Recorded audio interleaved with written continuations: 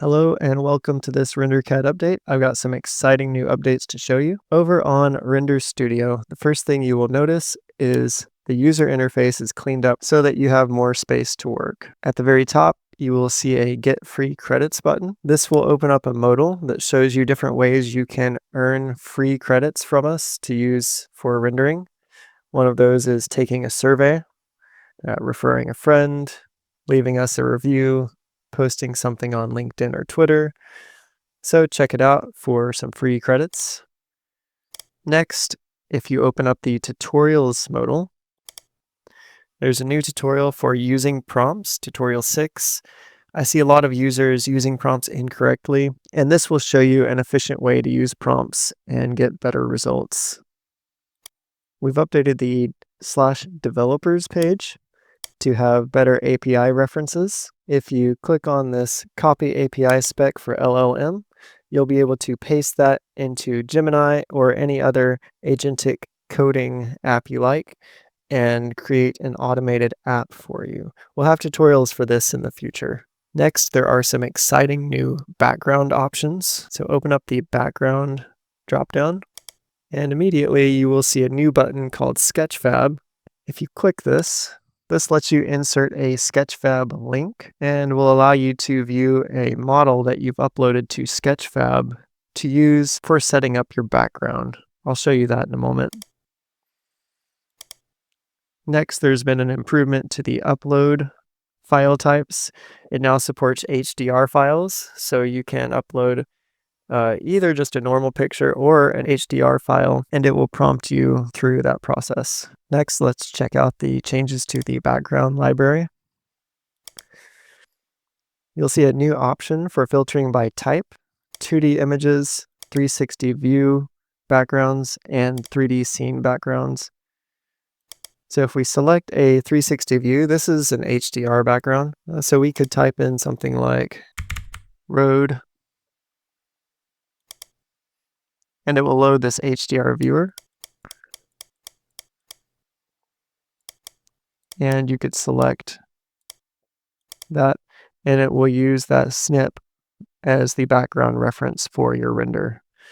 If we go to the library again and filter by 3D scene, this is essentially a Sketchfab link embedded here, and we'll load the 3D Sketchfab scene where you can take a snip of the background you want to use.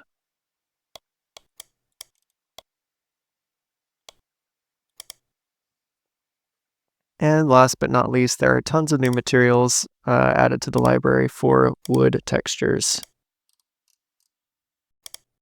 Okay, let's test out some of these new options. We'll test out the Sketchfab 3D environment option first. So head over to Sketchfab, and let's search for a background we can use or an environment. So I'm in the Places and Travel section, and I've got it filtered by Creative Commons licenses so that if you use them, you'll need to attribute to the original author.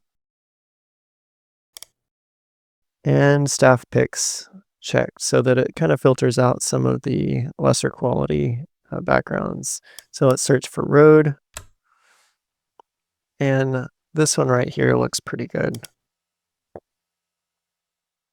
This is an end station by Art Fletch. Thank you, Art Fletch, for creating this. So that looks cool. Let's grab this URL for that. So copy, and then back over in Render Studio, we'll click the Sketchfab button and insert the link. So this will open up the 3D embedded view. So what we can do here is use our left click to rotate, zoom in a little, right click, drag to pan, and we can get a camera angle that we like. So I'm thinking something about there, and select. And so what that will do is take a snip of exactly what you were looking at and use that as your background. So next, let's change the product condition to polished. And let's open up the viewport and grab a snip of our model. So I have a model, open an Onshape. It's Perrin's F1 car. Here it is. And let's try to get roughly the same view as what we have in our background. So we'll get it a little lower, something like that, and maybe make it smaller.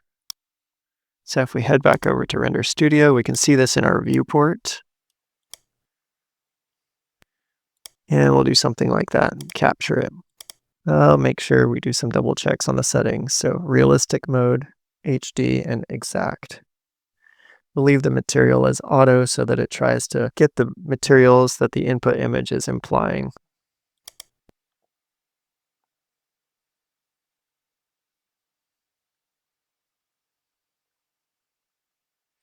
All right, the render's done. Let's check it out. That looks pretty good. Before, after. As usual, thanks for watching, and if you guys have any feedback, suggestions, or run into any trouble, reach down and hit that feedback button, or join us on Discord. Thanks for watching.